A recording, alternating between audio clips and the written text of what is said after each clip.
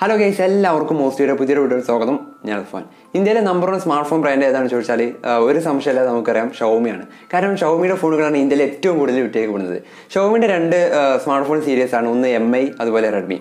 അപ്പോൾ ഇത് രണ്ടും, അതായത് ഈ MI റെഡ്മി മാനുഫാക്ചർ ചെയ്യുന്നത് ഷവോമി തന്നെയാണ്. പക്ഷേ ഇപ്പോൾ ഏറ്റവും പുതിയ അപ്ഡേറ്റ് എന്താണെന്ന് വെച്ചാൽ ഷവോമി റെഡ്മിയെ വേർതിരിക്കുകയാണ്. അതായത് റെഡ്മിയെ മറ്റൊരു സബ് ബ്രാൻഡ് ആക്കാൻ പോവുകയാണ് ഷവോമി. അപ്പോൾ അതിൻ്റെ ഡീറ്റെയിൽസ് ആണ് നമ്മുടെ ഇന്നത്തെ വീഡിയോയിൽ. അപ്പോൾ നിങ്ങൾ വീഡിയോ ഫുള്ളായിട്ട് തന്നെ കാണുക. ഇഷ്ടപ്പെടാൻ നിങ്ങൾ ഇപ്പോൾ തന്നെ ലൈക്ക് ചെയ്യുക. പിന്നെ ആദ്യമായിട്ടാണ് എൻ്റെ വീഡിയോ അല്ലെങ്കിൽ എൻ്റെ ഈ ചാനൽ കാണുന്നതെങ്കിൽ ഇപ്പോൾ തന്നെ ഈ ചാനലിനോട് സബ്സ്ക്രൈബ് ചെയ്യുക. ഫ്രീ ആണ്. അതുപോലെ തന്നെ ഞാൻ ഇതിൽ ഒരുപാട് ടോപ്പിക് അപ്ലോഡ് ചെയ്യും. ഇതുപോലെ സ്മാർട്ട് ഫോൺ ന്യൂസുകൾ, അതുപോലെ ഓട്ടോ ന്യൂസുകൾ, പിന്നെ ഇൻട്രസ്റ്റിംഗ് ആയിട്ടുള്ള പല പല കാര്യങ്ങൾ ഈ ഒരു ചാനലിടും. അപ്പോൾ നിങ്ങൾക്ക് അതൊക്കെ ലഭിക്കണമെങ്കിൽ ആ ബെല്ലൈക്കൺ കൂടി ഒന്ന് തീർച്ചയായിട്ടും എന്നെ ചെയ്ത് വെക്കാം. ഓക്കെ. പിന്നെ നമ്മൾ ഇൻസ്റ്റാഗ്രാമിൽ ഒന്ന് ജസ്റ്റ് ഒന്ന് ഫോളോ ചെയ്യുക. @mostly_official എന്നാണ് നമ്മുടെ അക്കൗണ്ട്. ഓക്കെ. അപ്പോൾ അതുകൂടി ഒന്ന് ചെയ്തേക്കാം. ഓക്കെ, വീഡിയോ പോകാം. അപ്പോൾ റെഡ്മി ഷവോമിയുടെ സബ് ബ്രാൻഡ് ആക്കാൻ പോകുന്നു എന്ന ഈ ഒരു കാര്യം പറഞ്ഞത് വേറെ ആരുമില്ല, ഷവോമിയുടെ തന്നെ CEO ആയിട്ടുള്ള ലീ ജൂൺ തന്നെയാണ് ഈ ഒരു കാര്യം പറഞ്ഞത്. അദ്ദേഹം ചൈനയിൽ വളരെ പോപ്പുലർ ആയിട്ടുള്ള സോഷ്യൽ മീഡിയ വൈബേ കൂടിയാണ് ഈ ഒരു കാര്യം അനൗൺസ് ചെയ്തത്. പിന്നെ ഒരു കാര്യം എന്ന് വെച്ചാൽ ഈ മാസം 10-ാം തീയതി, അതായത് ജനുവരി 10-ാം തീയതി ചൈനയിൽ ഷവോമിയുടെ ഒരു പുതിയ ഫോൺ ലോഞ്ച് ചെയ്യുന്നുണ്ട്. എന്താ റെഡ്മി 7, റെഡ്മി Pro 2 എന്നൊക്കെ അതിന് പേര് വിളിക്കുന്നുണ്ട്. ഏതായാലും അങ്ങനെ ഒരു ഫോൺ വരുന്നുണ്ട്.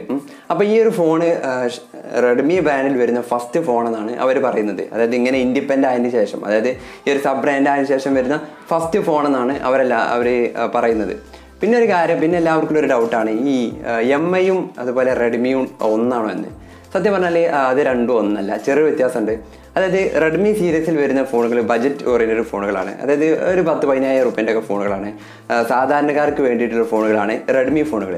പക്ഷേ MI ആ ഒരു സീരീസിൽ വരുന്ന ഫോണുകൾ, MI 4, അങ്ങനെ കുറച്ച് ഫോണുണ്ടല്ലോ, MI 8, അങ്ങനെ കുറച്ച് ഫോണുണ്ട്. റെഡ്മി സീരീസിൽ വരുന്ന Redmi Note 5 Pro, Redmi 5, Redmi 4, പിന്നെ ഞാനൊക്കെ ഉപയോഗിക്കുന്ന റെഡ്മി White ആണ് 6.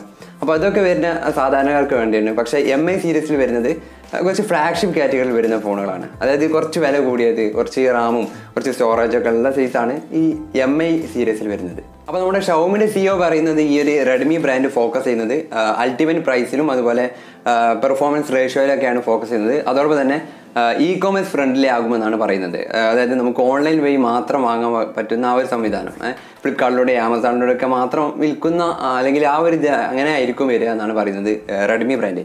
പിന്നെ MI ബ്രാൻഡ് വരുന്നത് കുറച്ചുകൂടി മിഡ് ടു ഹൈ എൻഡ് സെഗ്മെൻറ്റിലാണ് വരുന്നത്.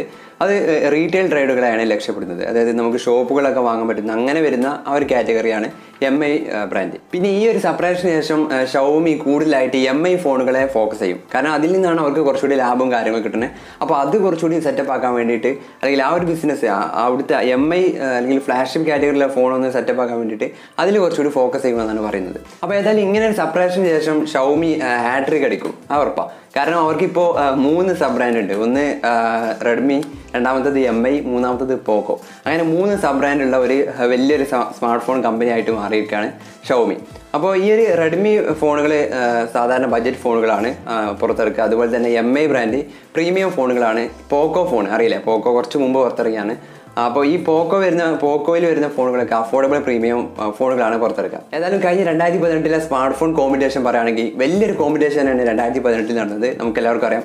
ഇപ്പോൾ പല കമ്പനികളും ഇങ്ങനെ ഈ സബ് ബ്രാൻഡ് കൊണ്ട് ഒരു കളിഞ്ചിരി തന്നെയാണ് നമ്മുടെ നാട്ടിൽ, അല്ലേ? ഇപ്പോൾ ഹുവാവേ ഹോണർ ഇറക്കി, അതുപോലെ ഓപ്പോ റിയൽമി ഇറക്കി, അങ്ങനെ എന്തായാലും കുറേ സബ് ബ്രാൻഡ് പുറത്തിറങ്ങിയിട്ടുണ്ട്. അപ്പോൾ ഏതായാലും വലിയൊരു കോമ്പറ്റീഷൻ 2019 എന്തായാലും നടക്കും. ഏതായാലും അതിനെക്കുറിച്ചുള്ള അഭിപ്രായം നിങ്ങൾക്ക് വീഡിയോക്ക് താഴെ കമൻറ്റ് ചെയ്യാം. സബ്സ്ക്രൈബ് ചെയ്യുക, ബെല്ലൈക്കൺ ഓൺ ആക്കി വെക്കാം. ഓക്കെ. പിന്നെ ഇൻസ്റ്റാഗ്രാമിൽ ഫോളോ ചെയ്യാൻ നേരത്തെ പറഞ്ഞ പോലെ ലിങ്ക് നമ്മുടെ ഡിസ്ക്രിപ്ഷനിൽ കൊടുത്തിട്ടുണ്ട്. ഓക്കെ.